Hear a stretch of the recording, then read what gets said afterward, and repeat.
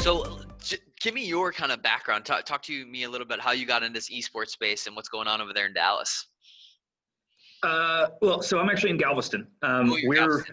We're spread all over Texas. So TechSF is kind of a weird organization. We're just a bunch of teachers that got together. So my background, I've been a gamer my whole life. I came up on the Atari 2600.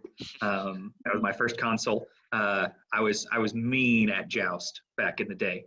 And I've always loved games. And so through the years, I've gotten more interested in video games. I play, whether it's competitive, single player, I play just about everything. And so I started teaching 6 years ago here in Galveston, and I was a middle school teacher, and I did robotics competitions, was my main after school activity I did with kids. Cool. And I really got into the competition aspect of that, and watching these kids that weren't really involved in other stuff at school build a robot for the first time, go to a competition, score their first points, and just seeing that happen. Whoa, give me 1 second. The lights are on a motion sensor, and apparently they haven't moved. The robots heard you, man. They know. That's fine. Apparently I'm sitting still too much. So I did the robotics stuff, and then I got the opportunity. My real interest wasn't as much the engineering side, but the programming side. And so I got certified to teach computer science, and the computer science teacher at the high school here in my district got a job and moved away. And so there was an opening. I applied for it, got picked up, and came over to the high school. And I went to the principal and I said, we should really have esports. I'm the guy that goes home on the weekends and watches Friday, Saturday, LEC, and Saturday, Sunday, LCS. I'm not especially great at the game. I'm a solid silver. Yep. I'm not amazing at the game, but I love that aspect of it. I've also coached sports, basketball, soccer, and I played sports in high school. I was not good, but I played them. And so I love the aspect of the competition, and I've seen how, as a teacher, it brings kids in and gets them involved in their school in a way that they might not otherwise be excited about being there. And so I went to the principal and I said, we should have esports. And he said, great, when can you start it? And I was actually really pleased by that, because a lot of administrators look at you and go, wait, you want to have kids play video games on the school computers? But he's a gamer himself, and he immediately was, I'm in, I love it. When do we start? What do you need? So we started with League of Legends, and it was just a little, some kids staying after school. I had 8 or 10 kids, and then I had 20 kids, and then I had 30 kids, and it just kind of blossomed from that. And so I started looking at it, and I emailed in Texas, all of our state competitions run through an organization called the UIL, the University Interscholastic League. Okay. Most states have something like that. Yep. And I emailed the athletics department of the UIL and said, hey, I don't know if this is even the right department, but are y'all doing anything with esports? Have y'all looked at this at all? And I got an email back that said, we haven't yet, but if you'd like to propose it, here's the form, fill it out and submit it. So summer before last, I went to the June UIL Legislative Council meeting, and I stood up in front of their 20th speaker on a docket of 50. And I watched requests for rules changes on how you define a small band versus a big band in band marching competitions to determine whether or not you can use a microphone to amplify or not. And I sat through all of this, and most of them were about 3-minute presentation, and then they said, thanks, we'll put that in front of the appropriate committee and send them on their way. And so they call my name, and I walk up there, and I start. And I figure I'm going to get the same, 2 or 3 minutes, and they're going to say thanks and send me on my way.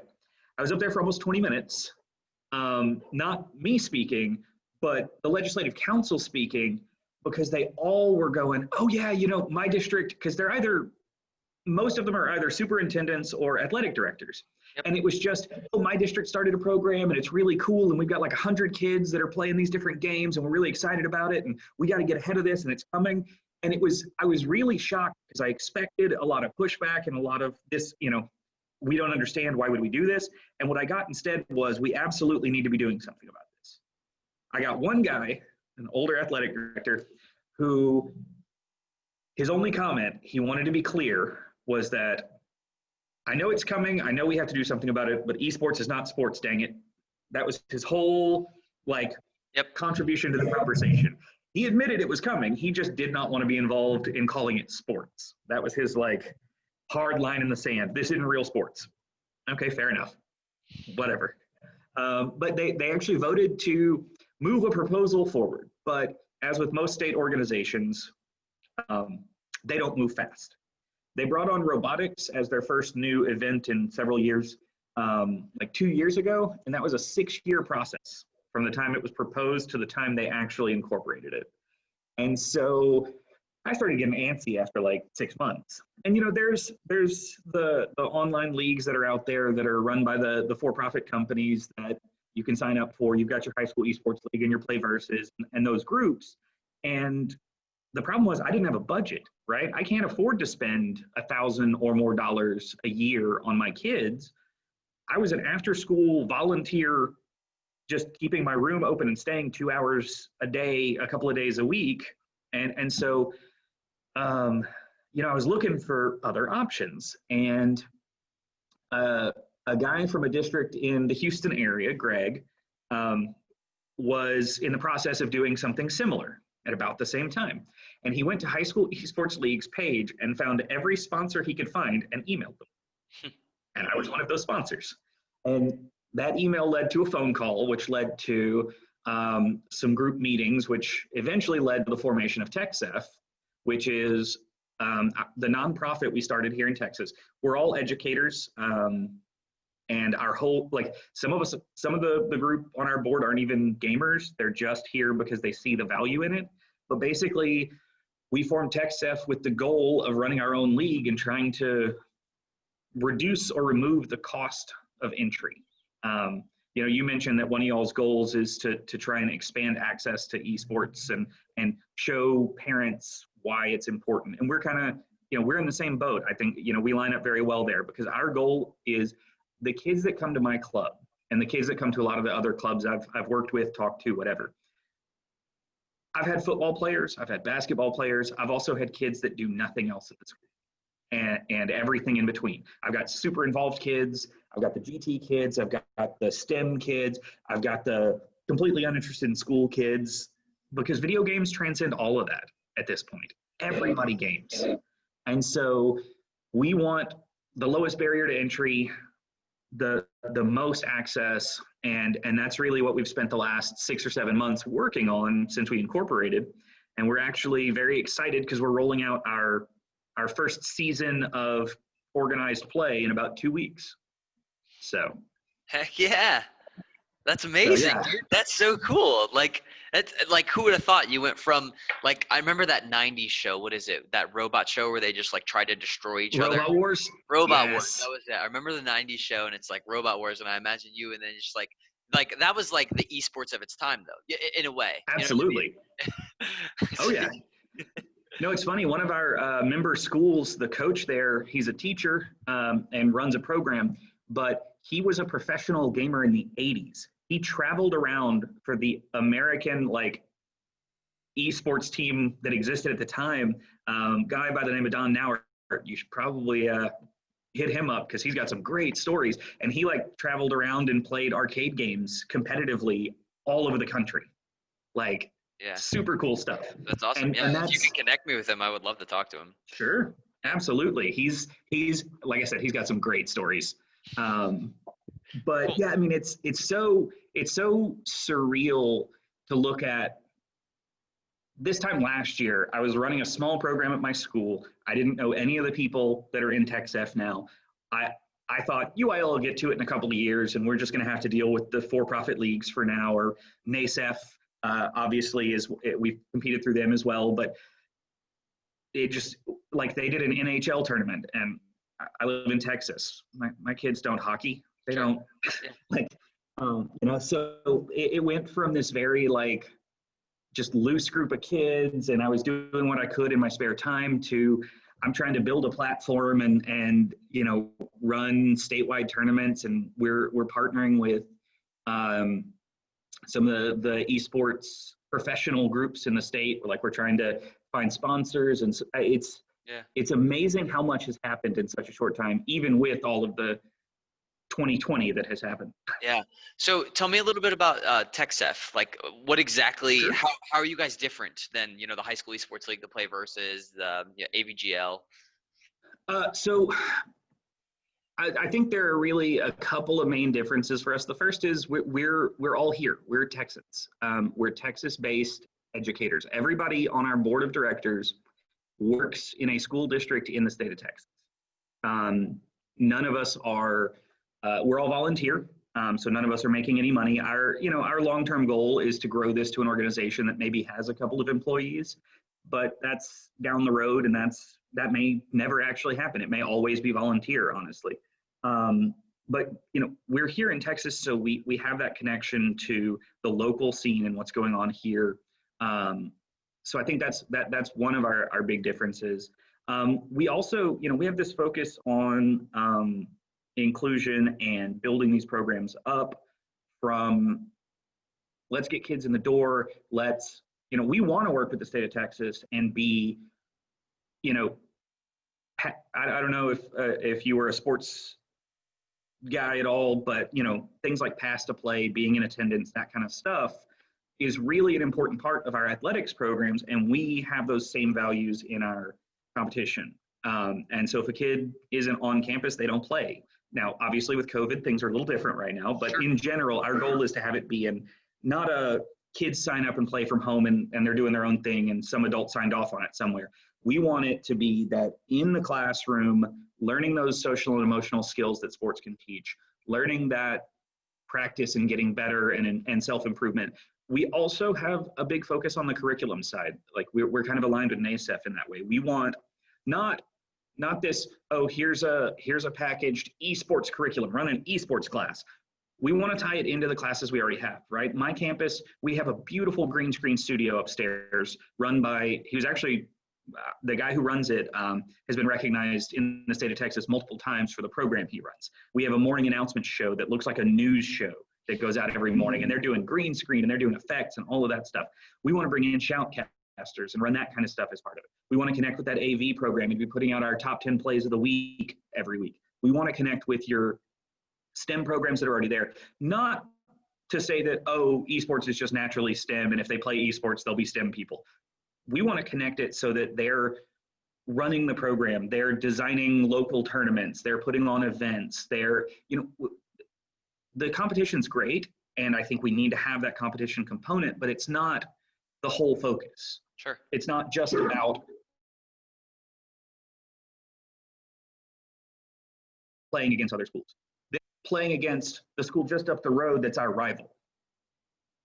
My first season that we played in high school esports league, and we were playing teams in Chicago, and there was no connection there. And there's something different about playing that team that we know those guys every year. So beating them at Madden is really cool. Mm-hmm. It's not the same as winning on the football field, but it's awesome for the kids to have that connection to the local schools. Yeah. And so those are kind of our big especially if you differences. bring all those kids together in one place, right? Like that's super important to this whole thing. Yes. Because it brings them friends. They have that social interaction. They have to learn how to be a good winner or a good loser in some ways too. Mm-hmm. So like those kind of things come into play. Yeah. I grew up playing, again, being a gamer, and so having those LAN parties where we all brought our computers and hooked them up in somebody's garage, and it's Texas, so we sweated our butts off, but playing until 3 or 4 in the morning, drinking too much soda and eating Funyuns and the whole thing. Like if there's a stereotype for it, we probably did it. And but I mean, that you're right, that playing in person with people and having, seeing them across the way is a lot different than just online competition. And I agree completely. That's such an important part of it. And we want to host in-person tournaments. We want to have like regional tournaments around the state for especially for games like Smash and the fighting games, because they just don't work the same way online. Yep. You know, I can deal with 30 or 40 latency, 50 latency on a game of League of Legends, and I'm not fast enough that that's going to make a huge difference. Yep. But some of those fighting games, I mean, it's down to the frame that you have to be perfect. And I'm not, again, I don't play at that level, but I've got kids that do. And having that little momentary blip of lag cost you a match is really painful. It is. But you put them both on the same machine in the same room, 2 feet from each other. That's a different level of competition, and it's a different experience that they're not going to get, that the football players get, or the basketball players get, or the volleyball players get, because they have that in-person, one-on-one, looking your opponents in the eye kind of thing. And I want the kids who don't necessarily compete in that way to have that opportunity, because it's a big part of the high school experience. It is. At least it should be. Yeah, no, I love the integration, pulling it all together, right? It has to all kind of come together seamlessly, and we have to focus on these intangibles that we get as gaming as the avenue. What kind of games are you guys developing for this first season? What's the current list? So in about 2 weeks, we start our first season. We decided to mirror high school sports as much as possible for a couple of reasons. So we're doing separate seasons with 1 or 2 games at a time, rather than here's 10 games, try and do all of them. Because I know that what I ran into last year, for example, was I had Rocket League, League of Legends, and Smash Brothers going on at my campus. And I'm having to oversee all 3 groups. And I got another teacher to kind of stand in the room, but I can't do any form of coaching, even if I know the game well enough to coach it.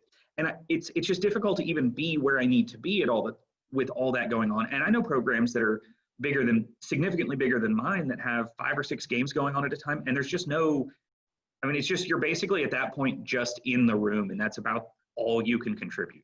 Yep. And so I want to be able to work with those kids and teach them that. Something you mentioned that I really think is important is being a good winner. A lot of these kids, you can start to get them used to being a good loser and being graceful in defeat, but a lot of times they don't know how to do that when they win. And so that's a super important thing to learn. But yeah, so we're doing 3 seasons throughout the year. And so our first one will have a console game and a computer game for each season. Our first one starts in a couple of weeks, and we're going to be doing Rocket League, which, to be fair, is a console game and a computer game, and I'm surprised it's not at this point. We love cross-play. I love it. Yeah. So we have Rocket League and we have Madden. And so Madden, and we're doing something a little different with Madden. It's not going to be one-on-one. We're actually doing team matches, and we're using high school tennis point scoring as a basis. So to kind of lay that out, and we're going to do the same thing with our other console games. We want them to be team games as much as possible. Yeah, it'll be 1 versus 1, but my best player plays your best player, and the winner of that match gets 4 points for their team. My second player plays their second player, also 4 points. Sorry. Excited.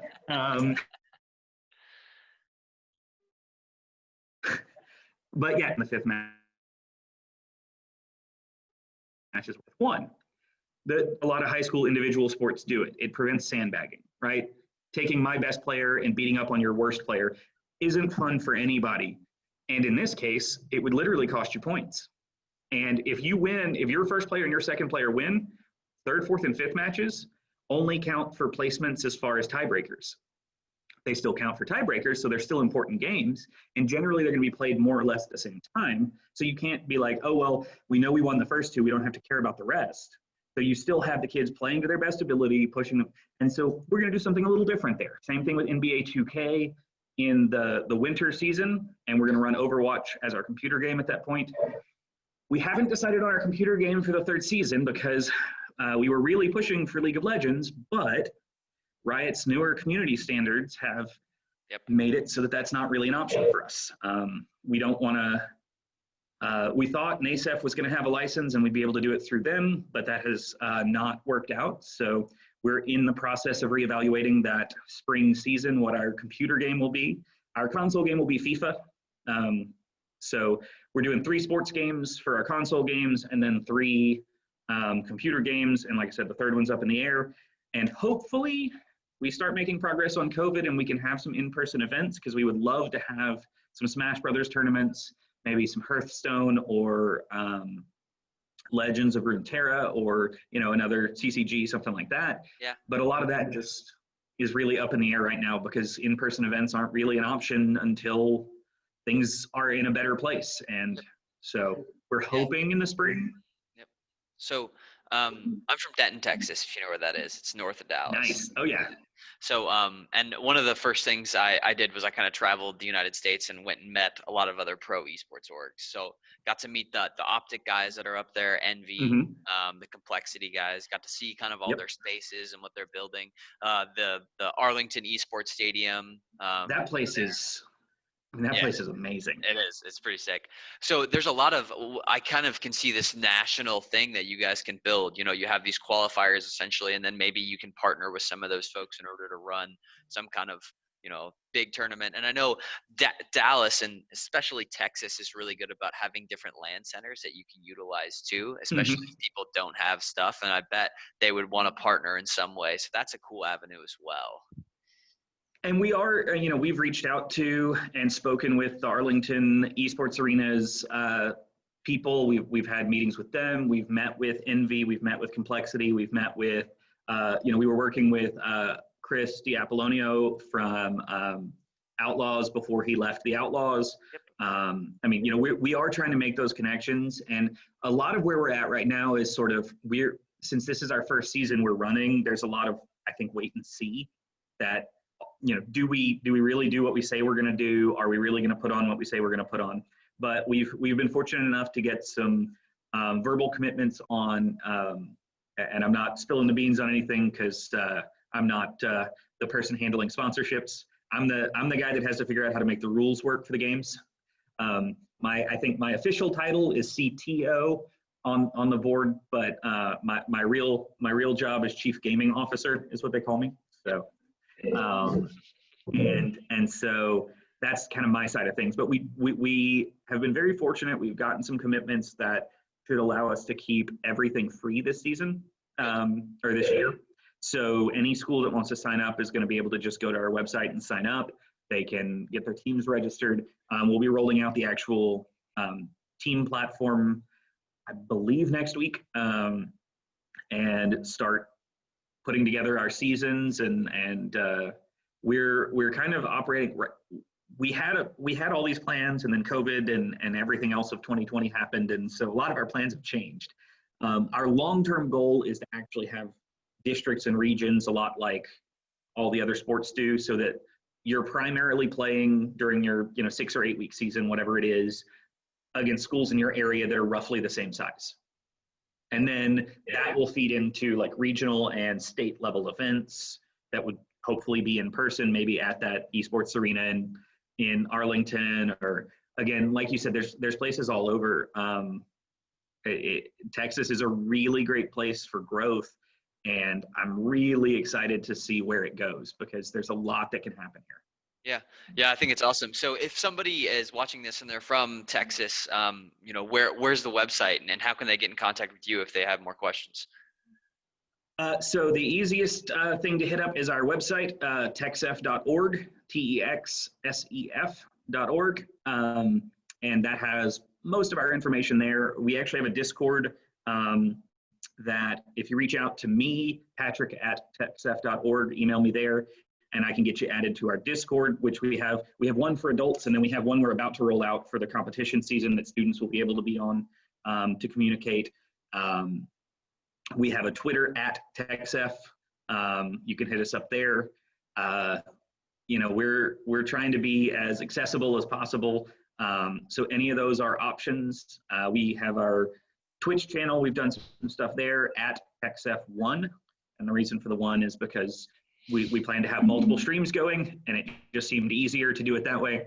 And so we want to do, we've got some really cool ideas. And again, right now things are weird, but we actually want to have, like, at our state tournament, we want to have a shout casting competition where schools can have their casters compete to actually shout cast the finals and be the state champions in shout casting. I was a speech and debate kid, and so that side of things really appeals to me. And I love we want to do it in English and Spanish because it's Texas, and being able to reach more of our population. So we want to have like an English division and a Spanish division for shoutcasting, and have like, my perfect dream is having professional casters be part of the judging panel, maybe grab some of the guys from some of the state organizations that help run their stuff. We've communicated with U.S. Army Esports quite a bit, actually. Specialist Flores was based in South Texas. He's now at Fort Knox and moved up to, but he's been really helpful and supportive with us and given us ideas and gotten our kids involved in some of the tournaments they were running. And so that's really cool. That's awesome. What I love about this community is there's such a collaborative nature, right? There's state organizations that are 4 or 5 years into their programs at this point. We're just starting out. And so we've been really fortunate to get help from the guys in Washington and Indiana and Wisconsin. And, there's such a, like, you've got some companies that are out there that are just looking at how do I cash in?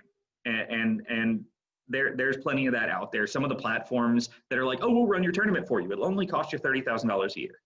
Like, that's not what we're doing here. But at the same time, you've got this grassroots, like, you've got teachers, you've got kids that are pushing this. And in a lot of schools, it's the kids that are pushing it, not the teachers. We want to do this, going to a teacher they like and saying, will you sponsor us? One of our board members is running a middle school team, and she's not a gamer. She has no background in it. Her kid's a gamer, so she's sort of starting to learn some of it, but that's not her area at all. But the kids came to her and said, can we do this? And she went, I'll be the adult in the room. I can't coach you, but I could be there. And so it's really cool to see that kind of ownership at the kind of the ground level from these students who really want to be involved. Yeah, that passion project. I mean, that's how, any varsity program, I think one of the first was in 2016, and that was just some kids. Like, it's always started from the kids, and that's who's kind of pushing up. And, we just have to build the infrastructure around them to support them in their needs and what they want, because it's going to be theirs eventually. And, this is just an education piece. We're just in a huge education piece where it's all about educating these people on how all this stuff works. So, yeah, I get it. No, I love chatting with you today. I think it's awesome. I think this is a really, really cool program. If you're in Texas, you need to go talk to Patrick. You need to get involved in this organization. It seems like they're doing stuff right. Because I've gotten to talk to a lot of different organizations, the high school esports league guys, the play versus guys, and I think that you guys have kind of come at it from a different creative standpoint, and it's localized. Localized, I think, is the future and how this stuff is successful, right? If you're not localized, it doesn't have too much traction, right? It takes, because that education piece needs to be localized so you can teach one person at a time. So absolutely. And we have to deal with the Texas teaching standards anyway, so we're kind of already connected to that. That's right. Yeah, cool. So that's going to do it for this episode. Thanks for tuning in, guys. Appreciate it, and have a good day.